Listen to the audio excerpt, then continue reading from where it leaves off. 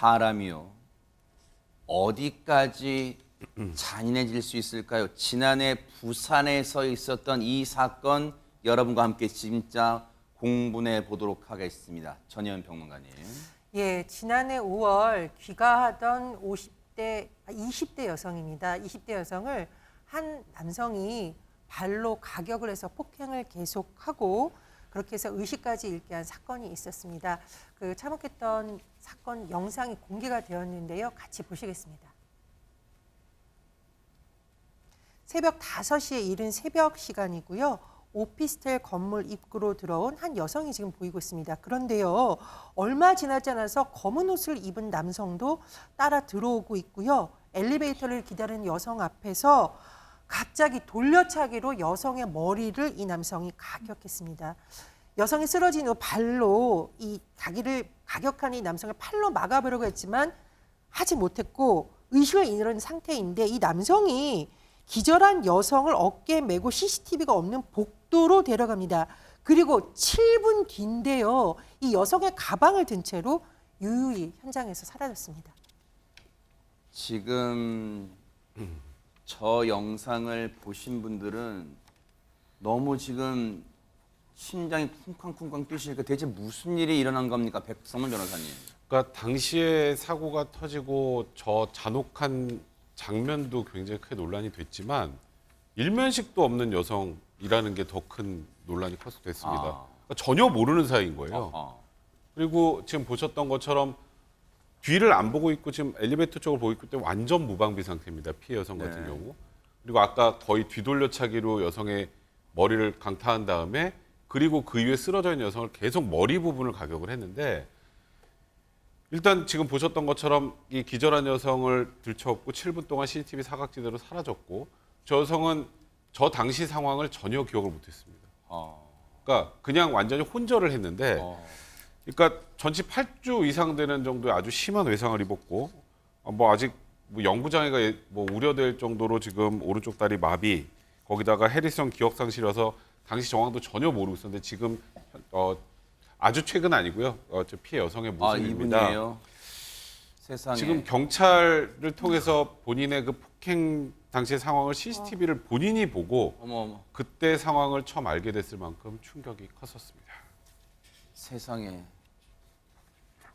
지금 저 영상을 보면서도 지금 제가 지금 손이 다 떨려오는데 저 가해 남성, 저 몹쓸 남성은 그러면 저 사건 직후 검거가 된 거예요, 하재근 평론가님? 예, 검거됐고요. 저 가해 남성이 아주 건장한데 네. 전직 경호업체 직원이라고 합니다.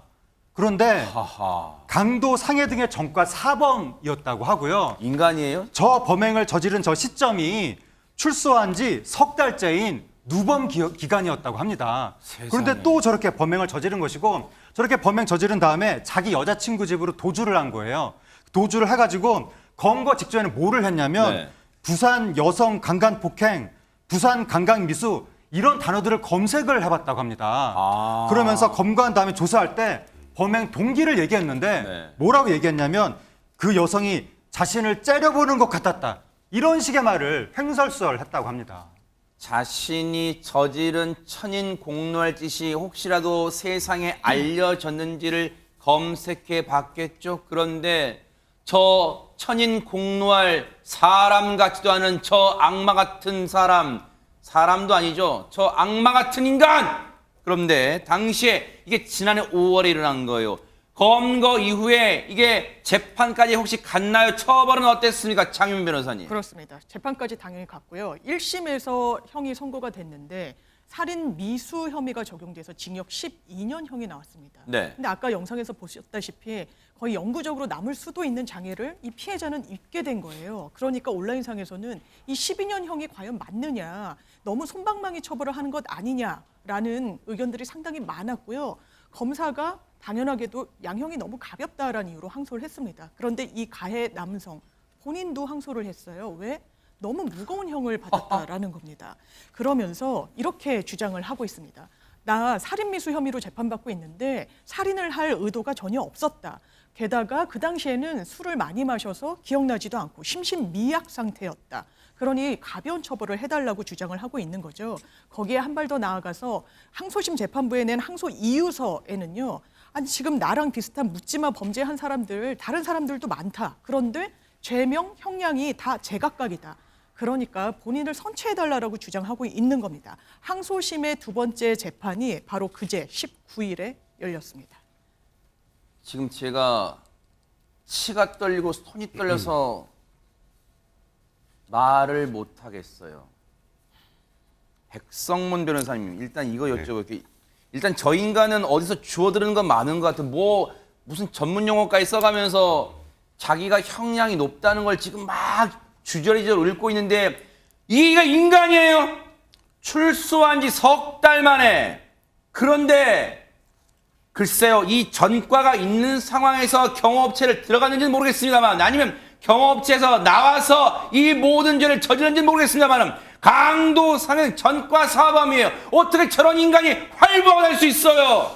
참 저도 이 영상을 보고 할 말을 잃었었는데요. 근데 이제 이 사건에서 가장 중요한 건 조금 전에 우리 장윤 변호사님 설명해 주셨던 것처럼 1심에서 징역 12년이 나오면서 피해자가 이런 표현을 썼습니다. 제 목숨은 앞으로 12년 남았습니다. 아, 세상에. 그리고 나와서 복수를 하겠다라는 그런 심정을 여러 차례 드러내기도 했었고 내부에서.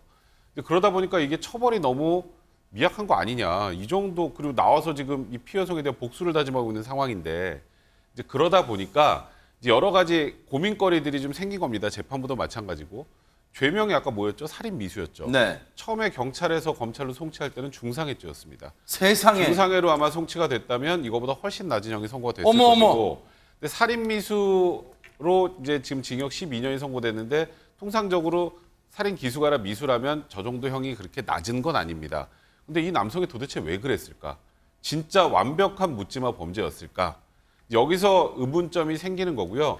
만약에 죄명이 아까 지금 성범죄를 의도로 한 죄로 변경이 된다면 더 중한 형이 선고될 수도 있기 때문에 항소심의 또 주요한 그런 쟁점이 될 수도 있는 그런 상황이 된 겁니다.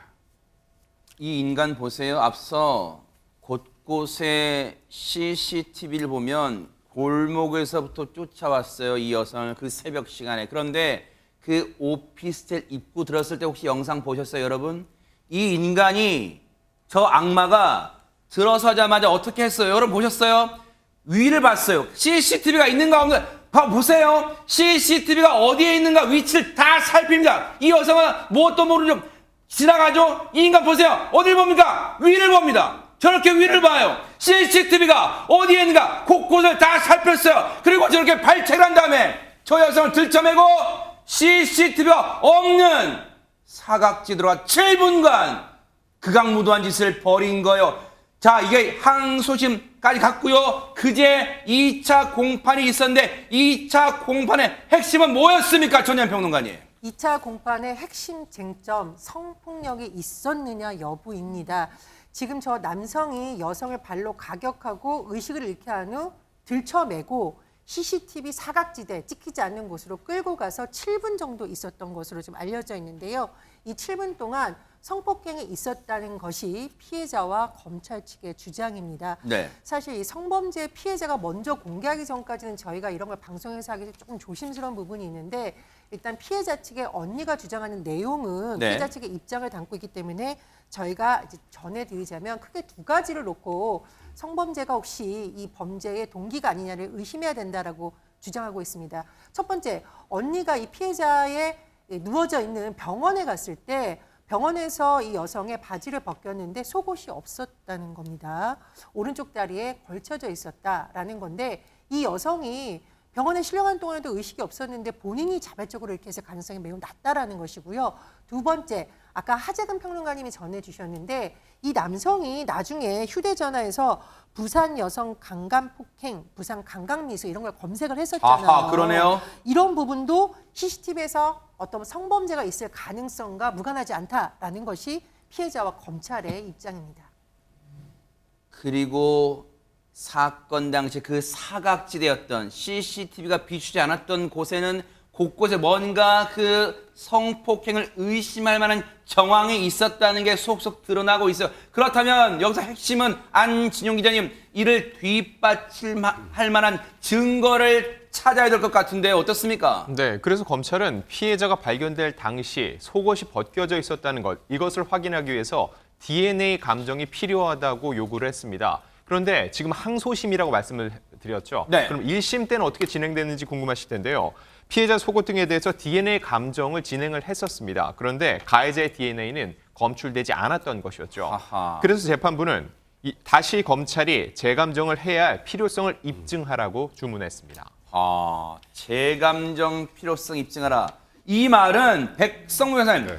재판부의 저 말한 행간의 의미는 뭔가 재판부가 보기에도 성폭행 정황이 있었다고 합리적으로 의심할 만하기 때문에 그런 건가 어떻습니까, 이건? 그러니까 저는 1심에서 조금 아쉬워요. 1심 재판부는. 아하. 재감정 필요성을 입증하라는 건 일단 기소는 살인 미수로 기소를 했죠. 네. 이제 성범죄와 관련해서 기소를 한 건 아닙니다. 네.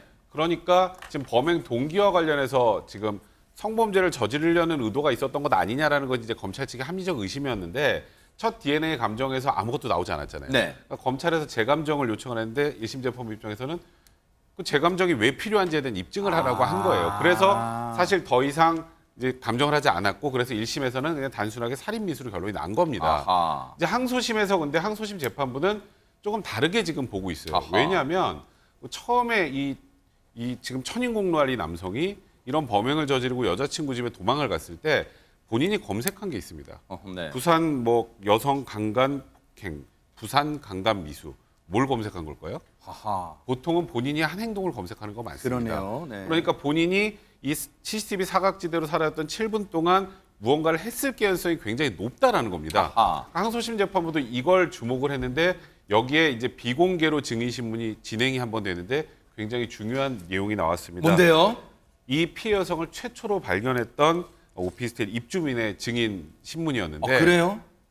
그러면 이 피해 여성이 그 현장에서 딱 발견됐을 당시 어떤 모습이었느냐?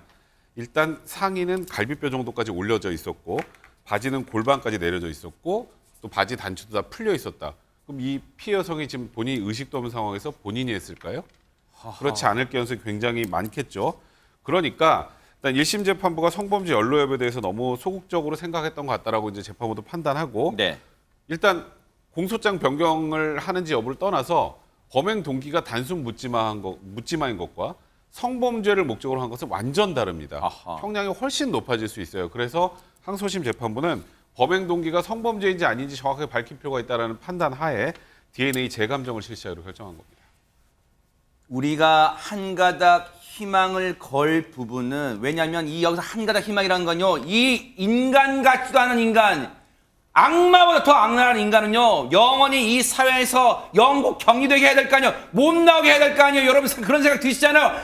빛을 못 보게 해야 될 거 아니에요. 지금 피해자분은요, 제 목숨은 12년 남았습니다 이렇게 호소한다잖아요. 그 말은 뭐예요? 12년 뒤에 이 극악무도한 인간이요 복수를 지금 공언했다잖아요. 나가서 복수하겠다고. 얼마나 지금 두려움에 떨겠어요. 그렇다면 한 가닥 희망은 우리의 진전된 과학기술, 과학수사를 통해서 DNA를 검출해내야 될 거 아닙니까? 차민 변호사님. 그렇습니다. DNA가 나온다면 완전히 사건의 국면은 또 달라지는 부분이 있죠. 단순 살인 미수가 아니라 성범죄를 저지를 목적으로 여성에게 접근했다고 보는 게 맞습니다.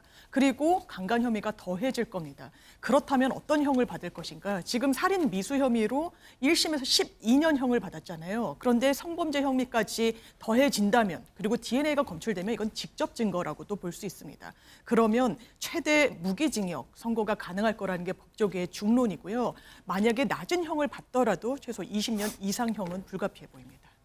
정말 극악무도하다는 이 표현 진짜 방송이기 때문에 이거 더 진짜 악랄하다는 것을 밝혀내고 싶은데, 말하고 싶은데, 앞으로의 재판 그럼 어떻게 진행이 될까요? 백성문 변호사님. 일단은 저 DNA 재감정하는 것에서 무언가 나오는 게 일단 최선이겠죠. 이제 그 과정은 당연히 필요할 것 같고요. 그리고 이제 아직 이제 증인 신문을 하지 않았던 피해자 가족들 같은 경우 증인 신문하는 이유는 형량을 결정하는, 그러니까 양형에 관련된 참작할 사유가 있는지 여부와 관련된, 그러니까 이 양형 참작이라는 건 안 좋은 쪽이겠죠. 이 피고인 입장에서는. 그래서 이제 거기에 대한 증인 신문이 있을 것 같고요. 그다음에 현장에 출동했던 지구대 경찰관의 또 진술이 필요하니까 네. 다시 한번 또 확인을 하려는 것 같습니다. 그리고 일단 지난 13일부터 온라인을 통해서 이 아까 말씀하셨던 극악무도한 이 가해자에 대한 엄벌 탄원서 지금 온라인을 통해서 모집을 하고 있는데 일주일 만에 무려 5만 5천여 명이 서명을 했습니다. 이런 마음들도 재판부에 좀 닿길 바랍니다. 그러니까요. 왜 피해를 당한 사람이 두려움에 떨면서 오므리고 자야 됩니까? 제발 그런 사회 되지 않게 여러분의 힘도 모아주시기 바랍니다. 정말 분노가 치미는 그런 사건인데요. 이 사건은 계속해서 뉴스파이터가 따라붙어 보도록 하겠습니다. 보고 계십니까? 대박 사건. 네, 안녕하십니까? 김명준입니다. 여러분과 함께하는 뉴스파이터. 다양한 소식과 뉴스를 보고 싶으시면 화면 오른쪽을 꾹 눌러 구독해 주시길 바랍니다. TV로도 유튜브로도 여러분께 한 발 더 다가가겠습니다. MBN 뉴스와 뉴스파이터를 사랑해 주셔서 고맙습니다.